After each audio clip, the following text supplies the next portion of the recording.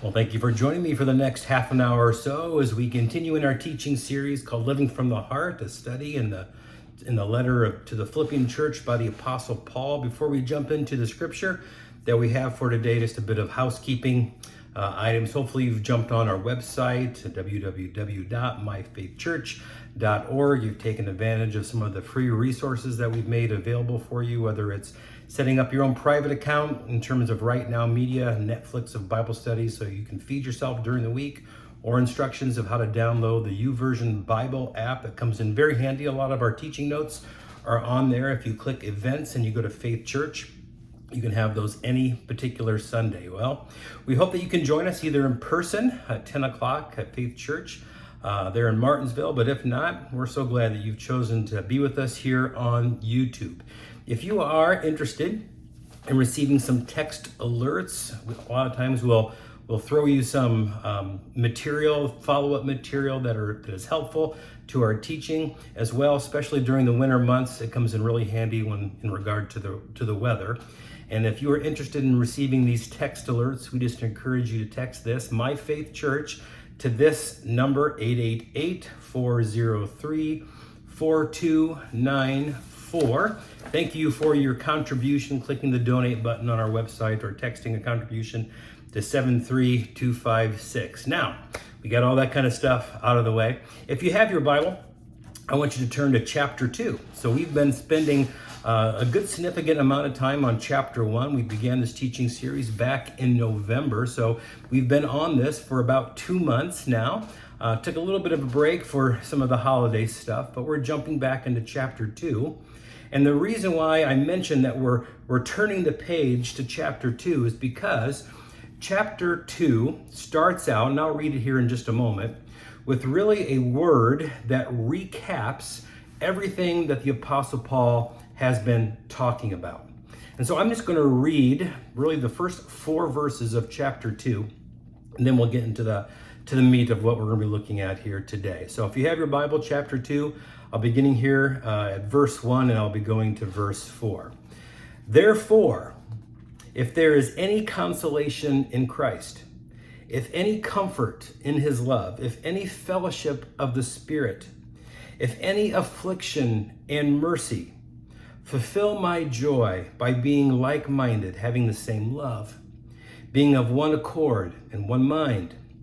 Let nothing be done through selfish ambition or conceit, but in lowliness of mind, let each esteem others better than themselves. Let each of you look out not only for his own interests, that comes naturally, doesn't it? But also for the interests of others. Now, as I read that these verses, there's 4 verses.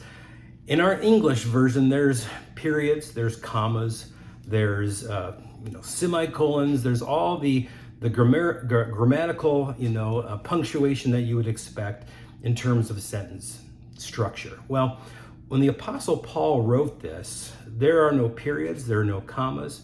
It's a literary device where, as the Apostle Paul is writing, he's getting all of this out without pause. And the reason why is because, now if we would turn this sentence in without, or these verses in without punctuation, our middle school English teacher would go crazy. She'd bleed all over our page. But the Apostle Paul is doing this on purpose because he doesn't want us to pause. He wants us to understand that the condition and the conclusion are both together. And the first couple of verses are about the conditional. There are conditional clauses, isn't there?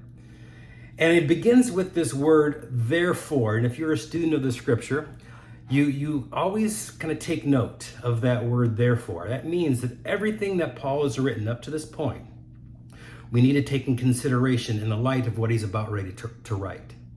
And so all the things that we have discussed over the past couple months, as Paul is contemplating the past, these 3 trials that he has endured, and how the thread of the Lord is seen through his past, how the Lord allowed those 3 trials, turn those prison things into platforms, into pulpits, and the shipwreck and the imprisonment and the assassination attempt on his life. Paul looks back on all of this and reflects even on his time that he spent with the Philippians when he was imprisoned and treated and harassed and all this horrible stuff. He's able to see how God has used that. He also looks at his present, doesn't he? We've looked at those verses where Paul says, because of my chains, it has allowed those in Caesar's household to come to the knowledge of who Jesus is. Now, Paul was talking about, he's in prison, he's awaiting his fourth trial, he's appealed to the highest court. He has been witnessing about who Jesus is to the guard who is shackled to him, and those guards are then taking the words of Jesus and Paul to the palace of Caesar. And so Paul is contemplating his past, he's commenting on his present, and then he also talks about his future. He's not predicting what God is going to do. He actually says, whether I die, I'm going to be with the Lord, God be praised. If not, then I'm going to remain here and I'm going to continue to do what the Lord wants me and desires me to do. And I've seen how God has worked in my past, he's working in my present, and he's certainly going to work in my future. So I can't predict the future, but I will predict my behavior of however my future kind of plays out, because I know the one who holds the future. So as he's been talking about this, and he's been encouraging the Philippian people to, even though they're in a tough city to live in terms of being a follower of Jesus, we talked, about that last week. Paul begins chapter 2, and we know that Paul, when he sat down and wrote this letter in prison to the Philippian believers, this gathering of people that he has come to love, he's not putting these things down in chapter and verse, but he begins with this therefore word. So take in consideration everything that I have just written to you, how God has worked through my past, my present, how he's going to work in my future, and if he's got me, he's got you as well. So take in consideration of everything that I have just written to you. And therefore, if you truly believe all of this, if you've been not just hearing me and listening to me, but the idea of all of this information should then conclude to an affirmation and an application in their life. And so he begins with this word, therefore, and here's the conditional clause. He says, if there's any consolation in Christ, if you have listened and heard anything that we've been talking about, if there's any comfort in his love, if Christ has made a difference in your life as you are suffering and persecution, as you're living in that city that I know it's a difficult place to live, if there's any fellowship of the Spirit, if there's any affection and mercy, he's basically saying, if you have listened and heard, and if you really believe all these words that I have written to you there in chapter 1, it should make an impact on your life. See, the inspiration should lead to application. And so he's giving this conditional clause here in the very first verse. And remember, it's all flowing together. There's no punctuation. And so he's saying, if this is true, if there's comfort in my love, if there's fellowship of the Spirit, then this is what would make my joy complete. Now, Paul's talked a lot about joy. Paul's not saying that the foundation of his joy is how the Philippian believers will play this out in terms of obedience. But he is saying this. If you've listened to anything, if any of what I've said makes sense, it should play out in your life. And it would be simply just the icing on the cake to my joy. And what would that icing of the cake be? Be like-minded, having the same love, being of one accord and one mind. Now, I find that so interesting because Paul could have said anything. If you've been paying attention to anything that I've been writing to you, be steadfast in your persecution, or be sexually pure, or learn the scriptures, and all those are important, or be a generous person in terms of giving, and all those things are important. But this is what the Apostle Paul says, and it's so much like what Jesus said. You know, the last recorded prayer of Jesus before he went to the cross for believers was that they would be one. You know, when Jesus was asked, what is the greatest commandment? He combines these two things. He says, love the Lord your God with all your heart, your soul, and your mind, and your strength, and love your neighbor as yourself. You see, Jesus understood that your vertical relationship with the Lord should impact your horizontal relationships with other people. In fact, in John chapter 17, Jesus also says this, People will know that you are my disciples by the way that you love one another. And so here we see that Paul is following the heart of Jesus because he's so connected with the Spirit. He's saying, if you have listened to anything that I've said over the past chapter, this would just make my joy complete. This would be the icing on the cake. This would be the ice cream on top of the apple pie. That if you would be one, like-minded, that your horizontal relationship with the Lord would just be seen in your, I should say, your vertical relationship with the Lord would be seen in your horizontal relationships with people. And so here are the first two verses, it's this conditional clause. If there is any consolation in Christ, if there's any comfort in his love, any fellowship in the Spirit, be of the same mind, having the same love, being of one accord and one mind. And then he gets to the conclusion here. He gives us a couple of don'ts, and then he gives us a couple of do's. So the first couple of verses are the conditions, right? If you have listened to anything that I have to say, it should play out in your life. You should have a oneness of mind. And then this is how oneness of mind and living in unity in one mind, this is how you apply this. He gives us a couple of don'ts, and he gives us a couple of do's. And he says this, let nothing be done through selfish ambition or conceit, but in lowliness of mind, let each esteem others better than himself. Let each of you look out, not only for his interests, but also for the interests of others. So what I want to do, I want to take the second half of this complete run-on sentence, and we see that there's two don'ts and we see that there's two do's. This is how the inspiration should be applied to our unity. If we truly have a healthy vertical relationship with the Lord, this is how it should be played out in our horizontal relationships with people. And so I want to go over the two don'ts and the two do's here with our time that we have remaining. And here's the first don't. The first don't is this, don't be selfish.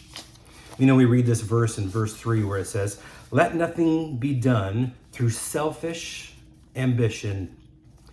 You know, when Cameron was a little guy, this is several years ago, we were going to McDonald's. It must have been my day off or something like this. And he was young enough, he's in the back seat in his car seat.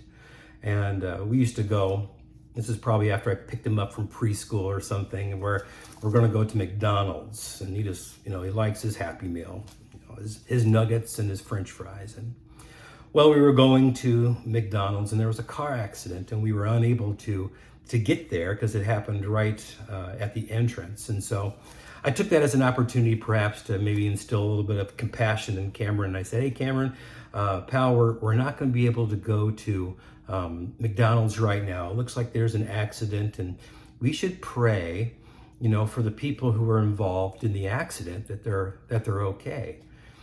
And so I said a short little prayer, and he folded his hands. I could see in the rearview mirror, he was folding his hands, and, you know, he kind of likes to copy Dad, at least at that time, you know, when he was younger. I said, amen, and he said, amen, and he said, where's my fries? That's what he said, you know. He was thinking, you know, yeah, I get the person who was in an accident, but is this going to hinder my fry consumption and my nuggets, right?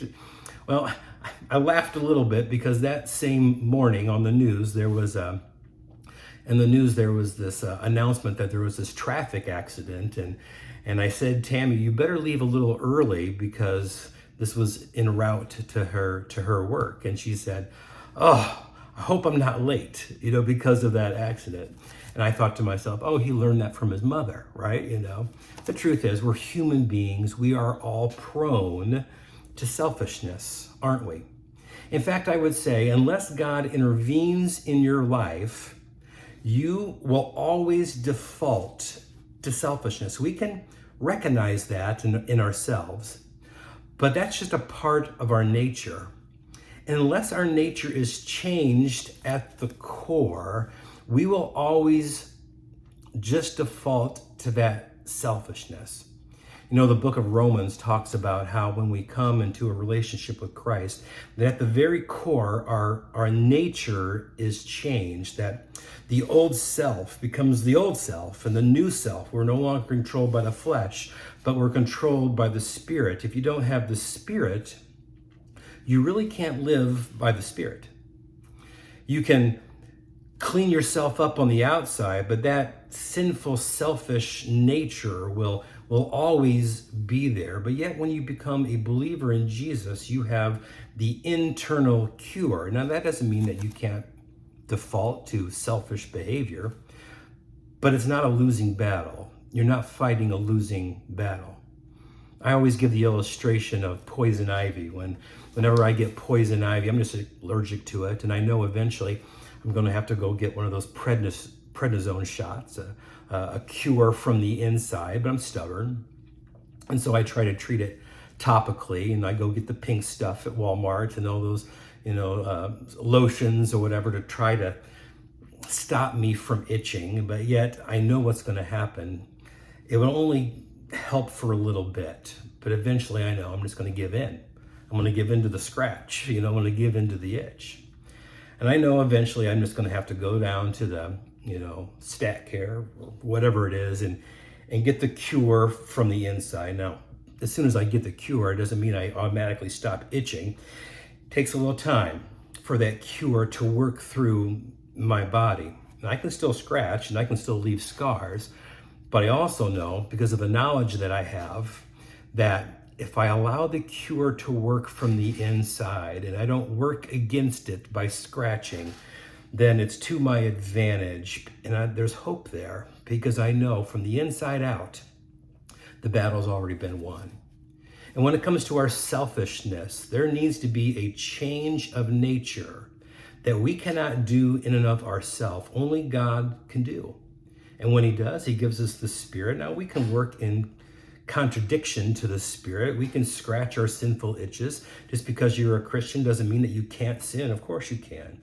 But your nature has changed. And now you work in connection and work with the Spirit. If you don't have the Spirit, you're always going to default to the selfish nature. You're trying to win a battle that is not winnable. And so when I look at this, as Paul is talking about this, let nothing be done through selfish ambition. That first begins with the Lord and it ends with the Lord as well. He is the one that can change the nature, and yet you work with the Spirit. And so when Paul says, let nothing be done through selfish ambition or conceit, and by the way, those are the two reasons why the devil was kicked out of heaven, because he was selfish. He had selfish ambition and vain conceit, or this word actually means empty glory. He's trying to bring glory upon himself. So Paul is saying that if you've listened to anything that I've said, and you're going to play these out in your human relationships with other believers, you better work with the Spirit in terms of this selfish ambition. Allow the Spirit to do the Spirit's work in your life. So that's the first don't. Don't be selfish. And this is not about just your will. This is about working in connection with God's will. But here's the second don't. Don't be prideful. When we look at this word conceit, I actually like the way that the old King James, describes this. If you have an old King James Bible, you may see in there empty glory or vain conceit. What this actually means is to puff yourself up with air. In many ways, it's like a blowfish, right? If you're familiar with a blowfish, when they are scared or when they sense a predator or when they're insecure, what does a blowfish do? They puff themselves up with emptiness. It's a defense mechanism, right? And we know that there are people that when they walk into a room, a defense mechanism can often be, I'm going to be the loudest person in the room. I'm going to puff myself up. I want people to notice me as I enter into the room. And yet, it's just like the blowfish. There's empty glory here. Paul says, don't do that. Do not be filled with selfish ambition, and then don't puff yourself up with empty glory. And we know this, that sometimes the people who are the loudest in the room are oftentimes the most fearful or insecure people in the room. And so they have to puff themselves up in order to intimidate others, perhaps, and here's the attention I'm drawing to myself. Paul says, you shouldn't walk into a room like that. And I look at perhaps how Jesus would enter into a room. Now, Jesus didn't have empty glory. If there's anybody who could have walked into the room and captivated attention, it would have been Jesus. But yet, when you look at the demeanor and how Jesus behaves in the Gospels, I think when Jesus entered into the room, it was not so much to bring glory upon himself, which he could have, but it was also, I think, try to look at other people in the room and try to make them feel as if they're the only one in the room. I think people who are secure in who they are in Christ, they don't need to puff themselves up with empty glory, but as they enter into a room, they're thinking, not notice me, but how can I notice you? How can I make you feel as if you are the only one in the room? You may have met people like this, that when you meet with them, they just have a demeanor of making you feel like you're the only one in the room. There are people that probably many people would say, so-and-so is my best friend. And that's a quality in a person, that they can make several people feel as if they're their only friend, that they are their best friend. There's a great example in the Gospels in regard to Jesus and making someone feel as if they are of worth and of value.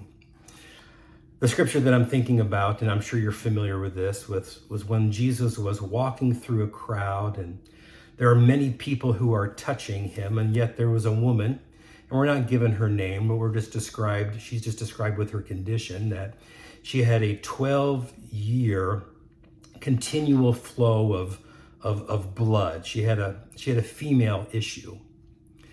And her desire was to touch just the hem of Jesus's robe, because she had faith that if she could just touch the hem of his robe, that she would be healed. And she did. And then Jesus stops and he says, "Who touched me?" Which is kind of ironic because he was going through a crowd and everybody's touching him. And it wasn't Jesus' desire to call this woman out to embarrass her, but he wanted to show her value. When you were a person like this woman and you had this continual flow of blood, this would make you ceremonially unclean in Jewish culture. You could not be in a crowd. So the very fact that she was in a crowd, she's kind of breaking the law. You couldn't go to a crowd in synagogue. You couldn't go to the temple. You were considered unclean. You could actually even be disowned by your father because of this particular condition. And so when Jesus called out this woman, he was not going to allow her to sort of just get healed and then just to kind of lurk back in the shadows. He actually calls her daughter. It's the only place in the Gospels where we have Jesus recording, calling another female daughter. And perhaps it was because she had been disowned by her own father, and Jesus was not going to allow her to feel as if she's unworthy or devalued or subhuman. And so in his wisdom and in his mercy and in his humility, he calls her out and he says, "Who touched me? I felt power come out from me." Now don't get caught up in that. Jesus was fully aware, I believe, of what happened. And he did that in order not to embarrass her, but to lift her up and say, "You have value and you have worth." See, Jesus was just so secure in who he was that when he entered into a situation or when he entered into a room, he did not need to feel to puff himself up with empty glory. He saw situations differently than you and I. He looked for people so that he could mention their value and their worth. This is what it means, I believe, to don't be prideful. Don't be full of vain conceit. And so the first don'ts are, don't be full of selfish ambition. That comes quite naturally. You have to have a change of nature that only God can do in order to truly do that. Look for opportunities to value others and to sort of exalt their worth as someone made in the image of God instead of trying to always grab attention, empty glory for yourself. And now we get to the do's, and we see, do be humble. We see this in verse 3, but in lowliness of mind, let each esteem others better than himself. This is the picture of humility. Now, there's a common saying, and I'm sure you've probably heard it, that humility is not thinking less of yourself or devaluing yourself, but just thinking about yourself a whole lot less. And that is certainly true. In fact, don't we see this with the Apostle Paul in chapter 1 of the book of Philippians? We've talked about this, how Paul could have, basically as he's telling his story of how God has worked in his past and his present and how God is going to work in the future, it could have been very easy for Paul to kind of feel that he was the center of the story. But yet when he contemplates his future, he says, he doesn't use these words, but he's basically saying this: if I die, then I'm with the Lord. If I don't, I just will continue to preach. But Paul is not saying that the advancement of the gospel begins and ends with him. God has gotten along quite well without Paul. And God will get along quite well after Paul is taken into heaven to be with the Lord. Paul understood that he was not the center of his story, that he allowed Christ to be the center of his story. He knew his place. And this is what I believe humility truly is. It's just this: I am not the center of my story. It is the sweet self-forgetfulness of putting other people first, and understanding that when it comes to humility, this is really what marks a civilization. It's very interesting. If you're familiar with the name Margaret Mead, she's a famous anthropologist. She's studied civilizations and human beings, and she was asked a question one time: what is a sign of a civilized society? And she answered very interestingly. She said, healed, or evidence of, I should say, healed femur bones or healed leg bones. In the animal kingdom, a herd will protect because it's survival of the herd. But if an animal breaks a leg, they can't hunt, they can't flee from predators, they're a liability. They're essentially abandoned and left to die. And Margaret Mead was saying that when there's evidence of healed femur bones, that means that there has been value placed on a person, that person is not bringing any inherent value to the collective. And yet, because of their human beingness, because they're a human being, they have taken time. There has been sacrifice there to heal that person's leg until they can walk again and run and hunt and flee from predators and do all these type of things. It's this mark of humility that actually leads us to number 4: do be respectful. But in lowliness of mind, we must esteem others better than ourselves. But then verse 4 says, let each of you look not only to your own interest, because we do that quite naturally. The Apostle Paul is not saying don't look to your own interest, or don't, just deny, that you have any needs. No, he's just saying we do that pretty well. But he says it's a different thing when we look out not just for our own interests, but also for the interests of others as well. As Margaret Mead said, there needs to be, in a civilized society, a sacrifice. That is what marks us really distinct from the animal kingdom. The animal kingdom will just allow someone who has a broken leg to go off in a pit and die.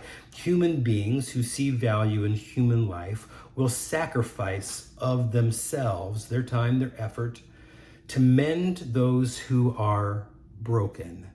Isn't that a beautiful story? And I believe this is what the Apostle Paul is saying, is that it's the church, our relationship with the Lord, if he has mended our brokenness and he has sacrificed his son for that, then we better make sure that we are about the business of mending broken people as well. And that comes with our own sacrifice of our time, our talent, our treasure, emotions. I mean, all these things play into it. If we do not, then we're not like the Lord. If we do, then we're like the Lord. And speaking of the Lord, right after this passage of scripture, the first 4 verses of chapter 2, then the Apostle Paul points to the ultimate model, who is Jesus. And we're going to get into this next week. But before I sign off here today, I want to read the ultimate model, everything that Paul has been pointing to here in these first 4 verses of chapter 1, and everything that he's talked about in chapter 1 and the first 4 verses of chapter 2 points to the ultimate model, who is Jesus, who did it perfectly. This is what it says, starting in verse 5. Let this mind be in you, which was also in Christ Jesus, who, being in the form of God, did not consider it robbery to be equal with God. You see, humility is marked by Jesus. But made himself of no reputation, how Jesus came into the world, taking the form of a bondservant, that means slave, and coming in the likeness of man. And being found in appearance as a man, he humbled himself and became obedient to the point of death. There was sacrifice there, even the death of the cross, which is a humiliating death for a criminal. Therefore, God has also highly exalted him. Because of his humility, he shall be exalted, and given him the name which is above every name, that at the name of Jesus every knee should bow, of those in heaven and of those on earth and of those under the earth, and that every tongue should confess that Jesus Christ is Lord, to the glory of God the Father. Now we're going to be talking about the model, the ultimate perfect model, who is Jesus. This is in many ways a creed.